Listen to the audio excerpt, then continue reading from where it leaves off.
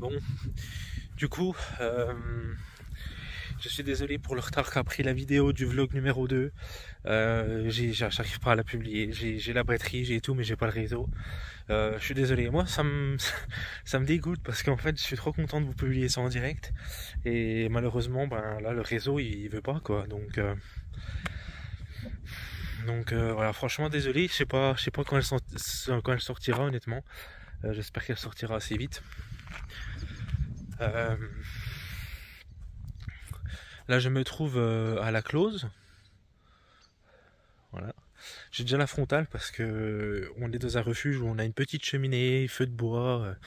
On est vraiment top, vraiment bien. Euh, donc voilà, je voulais faire le récap, m'excuser pour la diffusion en différé de la vidéo du coup. Bon, de pas beaucoup, hein. Au final, vous allez l'avoir le. Je vais essayer de rattraper les directs en fait, je vous expliquerai, mais pour vous ça changera rien presque, mais c'est juste moi ça me frustre, voilà. Et puis du coup là je suis en bivouac avec Bjorn, un Suédois que j'ai rencontré sur le chemin. Là j'ai marché avec lui toute l'après-midi et demain je pense que je repartirai tout seul parce que voilà, c'est délicat à dire des fois qu'on a envie de repartir tout seul parce que voilà, mais je sens que j'ai envie de repartir tout seul. Voilà, et j'ai trop parlé. Allez, salut tout le monde.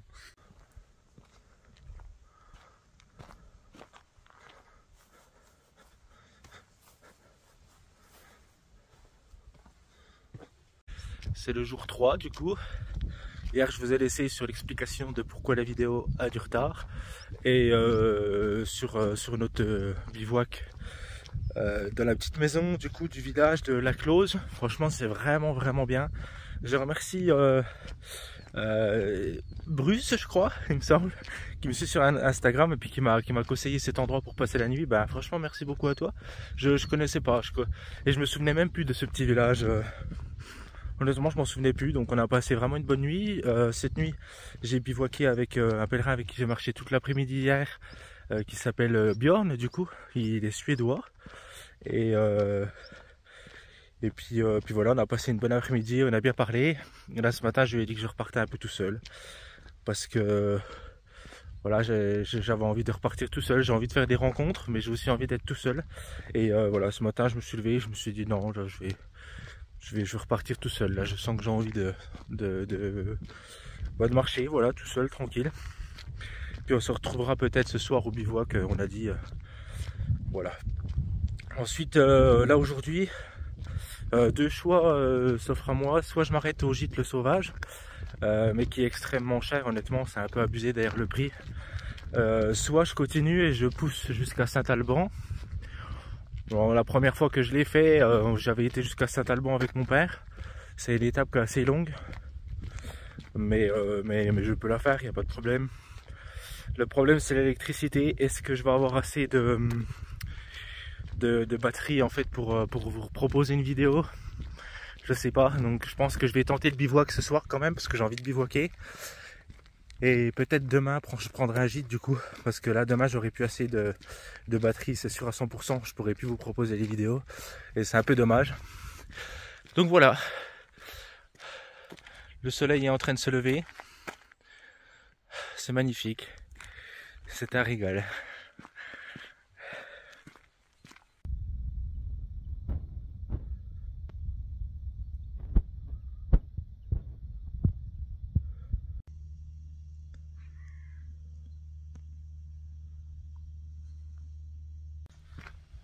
Là je suis à la petite fromagerie qu'on était venu, papa, je pense que tu te souviens, juste là.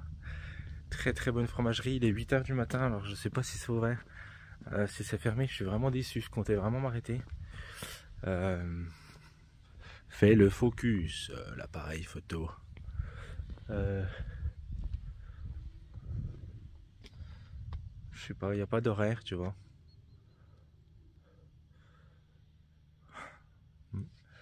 En tout cas, ça rappelle des beaux souvenirs. Il y a Adam et Rachel qui nous ont rattrapés là-bas pour nous prévenir qu'il y avait une fromagerie trop bonne à pas rater. Je vais retourner voir. J'ai peur que ça soit fermé. Bon. Je suis déçu, je suis très triste.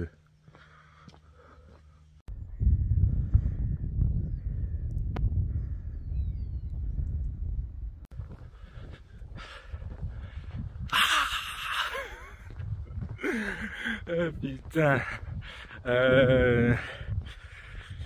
Qu'est-ce que je voulais vous dire? Moi, je prends la caméra, je sais plus pourquoi. Oui, tout à l'heure, nous étions à la fromagerie où je m'étais arrêté avec mon père. Je me souviens, une dame très très gentille qui faisait tout elle-même. Vraiment tout de A à Z. Malheureusement, j'ai pas pu m'arrêter, c'était fermé. Je suis vraiment dégoûté parce que j'aurais trop aimé pouvoir remanger là-bas. Et puis m'acheter un bon petit fromage. Elle vend un fromage qui s'appelle le Petit Pèlerin et franchement c'est trop bon. Tant pis pour moi, j'avais qu'à passer plus tard. Mais bon, après c'est peut-être la période aussi, hein, voilà, peut-être que là ils ouvrent un peu plus tard, parce que je suis passé, il faisait encore, le soleil était à peine levé, donc voilà, faut pas abuser. Maintenant j'aimerais répondre à une question de MTaker qui me laisse toujours des magnifiques commentaires, donc déjà merci à toi. Je te réponds toujours en commentaire, mais là je tiens à te le dire comme ça, vraiment merci beaucoup pour le soutien que tu apportes à la chaîne depuis le tout début, hein. Il y en a beaucoup parmi vous qui me soutenez depuis le tout début. J'ai les noms en tête, hein. Je vous reconnais tous très bien, et MTaker ça fait partie, tu me laisses tout le temps des super commentaires, donc merci. Alors pour répondre à ta question, oui, je pense que tu peux faire la voie du puits avec un problème au genou sans problème. Je pense même que c'est sûrement la meilleure voie parce qu'elle est vraiment bien desservie. Du coup moi ce que je te conseillerais c'est de partir quand il y a beaucoup de monde. Comme ça en fait, admettons, on va parler du pire au début, mais admettons tu as vraiment du mal à marcher et voilà, tu es fatigué, tu sais qu'il y aura du monde parce que tu es en saison où voilà, tu ne seras pas toute seule sur le chemin, donc là tu seras tranquille. Ensuite en haute saison aussi, parce que tu as tout plein d'hébergements, ça veut dire que tu peux très bien faire 10 km par 10 km, il n'y a aucun souci. Et du coup je pense qu'en allant tout doucement, en prenant ton temps, la voie du puits est accessible. Il y a des étapes plus compliquées que d'autres, comme celle de la montée de Monistrol d'Allier, mais rien ne t'empêche de prendre un gîte en fait à Monistrol d'Allier par exemple, hein, c'est un exemple sur une étape, et de prendre un gîte après au-dessus de la montée à 10 km plus loin, ce qui te permet en fait de prendre tout ton temps dans la montée, monter tout doucement, et puis de réussir à faire ton chemin. Moi j'ai vu des gens qui faisaient que 10 km par jour, c'est très bien en fait. Il n'y a pas de souci, je pense vraiment que tu peux. Enfin, je vois pas vraiment le gros problème que tu pourrais rencontrer. Je te conseillerais peut-être pas la période là où je suis en automne, même si les paysages sont vraiment sublimes, parce qu'il y a quand même moins de monde sur le chemin, donc si tu as des difficultés à marcher, ça peut prendre du temps avant de croiser quelqu'un. Il y a quand même pas mal de gîtes là qui sont déjà fermés, des bars aussi, des petits cafés qui sont fermés. Donc voilà, mes conseils, ça serait que tu fasses vraiment des petites étapes, que tu organises tes gîtes, pourquoi pas.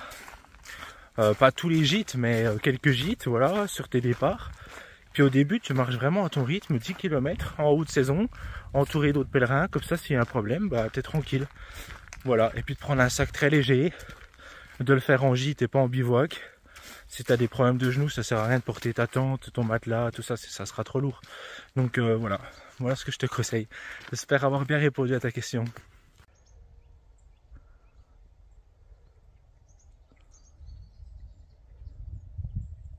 Et regardez ce paysage là, c'est...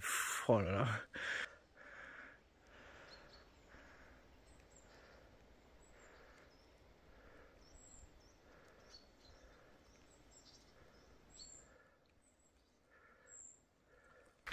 Les paysages sont vraiment sublimes.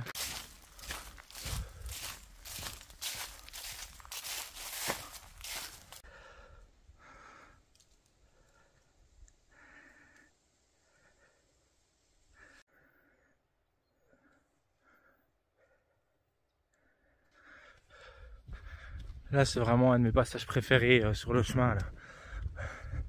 La forêt juste avant le sauvage, là, c'est... Qu'est-ce qu'elle est belle. C'est vraiment beau. Ça me fait un peu penser aux forêts vosgiennes, du côté du Grand Ballon, etc. sur le GR 532. Il y a une partie entre pour ceux qui connaissent, mes amis vosgiens, sur le GR 532, entre le Grand Ballon et le Petit Ballon, il y a une forêt qui est magnifique, qui ressemble un peu à celle-là. Vraiment, j'ai vraiment l'impression d'y être. C'est sublime. Et là, c'est couleur automnale. Et en vidéo, ça rend pas pareil, mais je vous assure, c'est vraiment...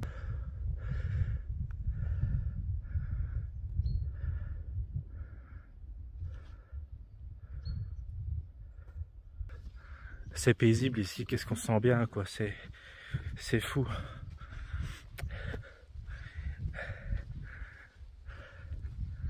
C'est fou. Et je me dis qu'il y a des régions qui ressemblaient vraiment à ça partout, c'était magnifique. Et puis on est en train de tout détruire en saccageant la nature et tout. On se rend, enfin moi j'en fais pas partie spécialement, donc mais les gens les mecs qui détruisent tout, je sais pas comment ils font en fait le soir pour dormir comme il faut, quoi. Parce que ça en fait ils ont beau replanter des forêts artificielles, etc. Ça ressemblera jamais à ça. Ça c'est unique, et puis une fois qu'on l'a détruit, bah c'est fini, quoi. C'est un moment un peu un peu triste dans la vidéo, mais c'est vrai que ça me touche quand même, parce que regardez.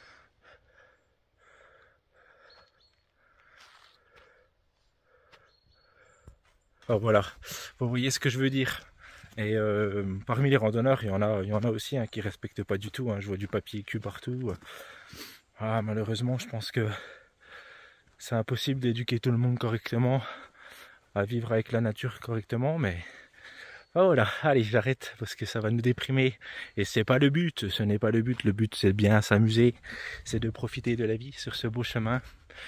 Mais voilà, des fois, c'est vrai que quand on voit une nature qui est préservée comme là, ça fait un peu mal de se dire que qu'on est en train de tout détruire, quoi, tout simplement.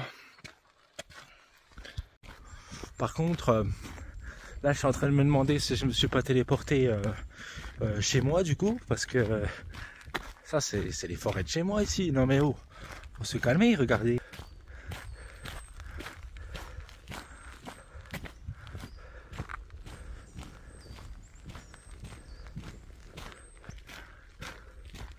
Voilà. Là, les forêts vers chez moi, elles sont comme ça, ou alors elles étaient comme ça, parce que bon, elles se font un peu arracher la tête par des gens qui coupent un peu beaucoup la forêt, mais voilà.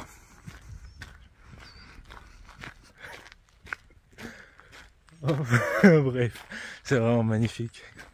Je me régale, c'est trop bon. Et hier, j'ai marché avec des gens, comme je vous disais, là. Et je me rends compte qu'en fait je préfère quand même être tout seul, parce que je sais pas, j'ai des pensées, voilà, je réfléchis, en fait je peux bien réfléchir, je peux réfléchir au projet de l'année prochaine aussi, le gros projet que je mets en place, qui est pour moi quelque chose de très, ça va pas être facile pour moi, parce que il y a beaucoup de contraintes en fait, et ça me permet d'y réfléchir sur mon choix de matériel pour l'année prochaine. Je compare avec celui que j'ai là par exemple.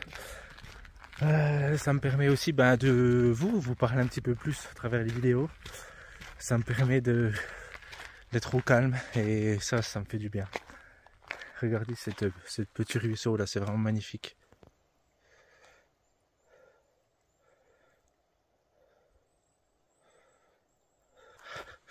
Donc ouais, au final je réalise que je préfère marcher seul. Je préfère marcher avec mon père et mon frère, à choisir, vraiment, de tout ce que je préfère. J'adore marcher avec mon père et mon frère, tout seul. Mais avec des gens que je rencontre sur le chemin, j'aime bien pendant une petite heure comme ça. Et après voilà, j'ai besoin de partir. Peut-être qu'hier c'était un peu trop long, toute la journée avec Björn, malgré que j'ai passé une très très belle après-midi. Mais voilà, au bivouac, c'est vrai que j'avais envie d'être tranquille. Voilà, dites-moi dites-moi vous dans les commentaires si vous préférez être seul ou accompagné sur les chemins, histoire de voir un peu vos préférences. Là je vais pas tarder à arriver au Sauvage, si je dis pas de bêtises, je reconnais le lieu.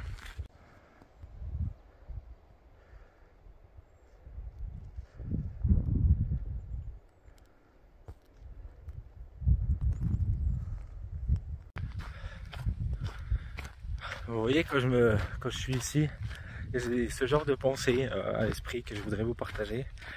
Je suis passionné d'astronomie. J'aimerais bien un jour vous amener avec moi sur une soirée astronomie avec le télescope et tout, mais le problème c'est que j'ai vraiment pas les équipements nécessaires pour filmer la nuit, donc je sais pas si ça sera intéressant, mais j'aimerais bien vous faire partager un petit peu ça. Je suis très nul hein, en astronomie. Je pense que j'ai pas le cerveau assez développé pour tout comprendre ce qui se passe là-haut, mais par exemple quand vous êtes dans un environnement comme ici là, en fait on se sent petit, on se sent très petit. Et si on agrandit cette vision, en fait, on essaye vraiment de s'imaginer la vision, par exemple, au niveau du pays, on se sent encore plus petit. Et tout d'un coup, si vous levez comme ça les yeux et vous regardez le ciel, et là vous vous imaginez à l'échelle de l'univers. Et ça fout la trouille parce qu'en fait, on est strictement, en fait, on n'est même pas une poussière, quoi. On est strictement rien du tout. Et voilà, c'est le genre de pensées qui me viennent et du coup je réfléchis à ça. J'aime bien réfléchir à ce genre de choses, quoi. Réfléchir à ce qui se passe là-haut, on va dire au-dessus de nous. Et je trouve ça... par exemple, c'est pour ça aussi que j'aime marcher tout seul. C'est le genre peut-être de pensée que peut-être les gens vont trouver farfelu parce qu'ils vont se dire ouais, c'est un peu dérangé lui. Mais voilà, j'aime bien. Et ça nous remet aussi les pieds vachement sur terre parce que voilà, en fait, il suffit juste de s'arrêter comme ça et puis lever comme ça. Faire une pause, rien que 2-3 minutes et de réfléchir vraiment à notre échelle. Et puis voilà, ça nous met une grosse baffe et je trouve ça intéressant.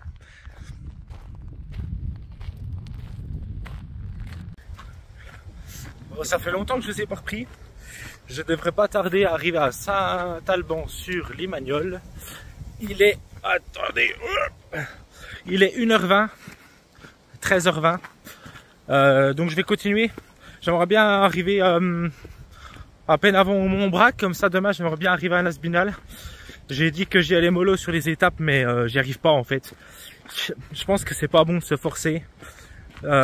J'y arrive pas. J'ai besoin de marcher beaucoup, hein. C'est mon rythme au final. Je sens que quand j'essaye de marcher moins vite, etc., j'y arrive pas, quoi. Ça me pète les jambes. Donc je vais faire des étapes un petit peu. Je vais essayer de me restreindre quand même, mais quand même un petit peu moins que ces 2 premiers jours. Voilà, je sais pas si j'ai été clair, mais en gros je vais quand même essayer de faire 35 quoi, au lieu de 25. En gros, voilà. Et je me restreins de pas faire 45. À peu près quoi, parce que sinon en fait ouais, sinon c'est pas assez, voilà. Je suis à Saint-Alban sur Limagnole. Est-ce que tu te souviens, papa, de cette magnifique étape de plus de 40 km, 42 km il me semble. Ça remonte un peu mais je crois que c'était ça, 42 km, on n'en pouvait plus. Là moi je vais continuer, je vais aller, vous voyez rien. Attendez, il y a la voiture qui passe. Là, moi, je vais continuer plus loin, du coup. Il est 14h. Je vais essayer de trouver un petit village entre Montbrac et puis Saint-Alban. Voilà. Et puis je vous reprends plus tard.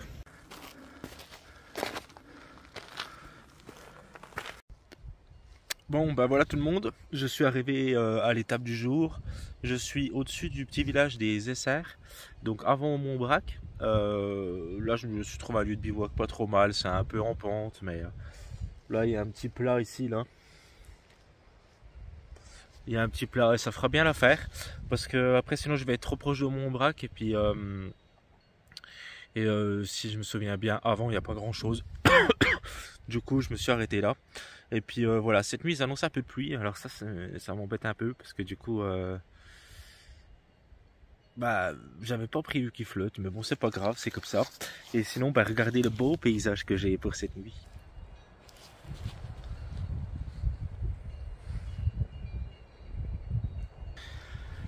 Voilà, donc magnifique paysage. Bon, la journée sinon s'est bien passée. C'était très bien. J'ai marché tout seul du coup toute la journée. Ça m'a fait du bien. Et puis demain, du coup, je pense que je vais partir pour Nasbinal, si je dis pas de conneries. En fait, le sauvage, j'étais beaucoup trop proche. Je pensais que c'était plus loin que ça. J'étais à 10 km, je crois, du sauvage. Donc, je me suis arrêté ce matin à boire un petit truc, faire tamponner ma créanciale. Et puis voilà. Je me suis quand même arrêté histoire de voir un peu l'intérieur parce que je connaissais pas. Et en effet, vous avez raison, c'est très joli. Puis voilà, mais bon, ça valait pas le coup que je m'arrête pour dormir parce que j'étais vraiment trop proche. Je suis arrivé à 10 h du matin au sauvage. Donc voilà. Et demain, par contre, je vais prendre un gîte, je pense à Nazbinal, parce que j'ai plus trop de batterie. Puis ben, pour pouvoir continuer à vous faire des vidéos, je n'ai pas le choix de prendre le gîte. Et puis ça va me faire du bien. Parce que là, je suis dégueulasse. Et puis il fait vraiment froid là pour se laver dehors quand même. Là, il fait 11 degrés. Ouais. Donc j'arrive à me laver un petit peu, mais vraiment complètement et correctement, c'est délicat. Par exemple, les cheveux là, je pourrais, mais j'ai pas la foi. Bon bah voilà, je vais vous dire à demain. Là je vais faire le montage de la vidéo que vous êtes en train de voir. À demain tout le monde, merci de me suivre, c'est c'est génial. Et j'aime bien partager en direct, je trouve ça un petit peu plus authentique, j'aime bien le principe. Je continuerai de temps en temps sur certaines de mes aventures à vous partager en direct. Ça me demande un peu plus moins de boulot de montage parce que en fait le montage est beaucoup moins travaillé, parce que largement moins travaillé, mais par contre ça me demande plus de boulot sur ma randonnée au final, parce que je dois toujours trouver du réseau. Là je me suis mis là parce que j'ai la 4G, donc je me suis dit bon c'est pas parfait, mais au moins j'ai la 4G, je vais pouvoir vous partager cette vidéo ce soir comme prévu. Voilà, bon, sur ce, j'arrête de parler, je vous dis à demain pour Nazbinal, ce très beau village de Nazbinal. Salut tout le monde. Oui, si vous avez des conseils de gîte à Nazbinal qui peut être intéressant, n'hésitez pas dans les commentaires. Je suis preneur. Voilà. Allez, salut tout le monde.